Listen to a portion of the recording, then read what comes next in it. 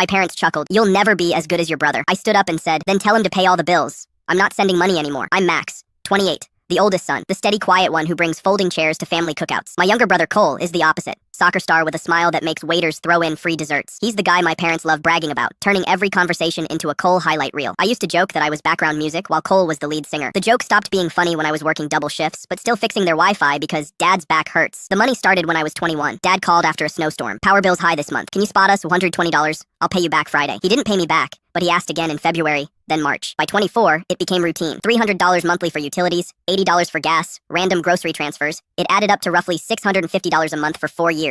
When their water heater broke, $250 deposit that became $500 total. There were also Cole emergencies. He needed $200 for a certification exam, help with rent, money for slow freelancing months. Cole always had a story. I always had a transfer. Meanwhile, packages arrived at my address with Cole's name, sneakers, gaming headsets, drones, while Mom texted photos of their empty pantry. The favoritism wasn't subtle. If Cole brought takeout once, Mom called him generous for weeks. If I covered their power bill, she'd say, we're all doing our part. The breaking point came at Mom's birthday dinner. I brought carrot cake from the bakery. Cole strolled in late with no dessert, just a grin and a startup story. After dinner, Dad refilled his wine and said it. You know, Max, you'll never be as good as your brother. He chuckled. Mom and the table joined in. Cole laughed loudest. I counted in my head, 11 months covering their electric, 31 gas fill-ups, 22 grocery transfers because your brother's between paychecks. When Aunt Rita said, you really are the man of the family, and Mom nodded, the word rely hit me hard. It hit the part that keeps spreadsheets and memorizes account numbers. I helped clear plates, grabbed my jacket. Mom whispered, try not to be jealous of your brother. Cole clapped my shoulder. Don't take it personal, man. That night, I opened my banking app and scrolled through years of transfers. 80, 115, 400, $900. I added it all up. 20 a keep, 940. 2 days later, Cole texted, I'm $400 short on rent. You're the best. Then Mom, we need you Sunday. Bring your checkbook. I printed 9 pages of transfer receipts and put them in a cheap binder. Sunday came. I walked in carrying groceries. Mom sat with a calculator and envelopes. We need a family approach, Dad said. Everyone contributes monthly. I pulled out the binder. Before we talk about a plan, can we talk about the last 4 years? What's that? Mom blinked. Money I've sent for utilities, groceries, car repairs.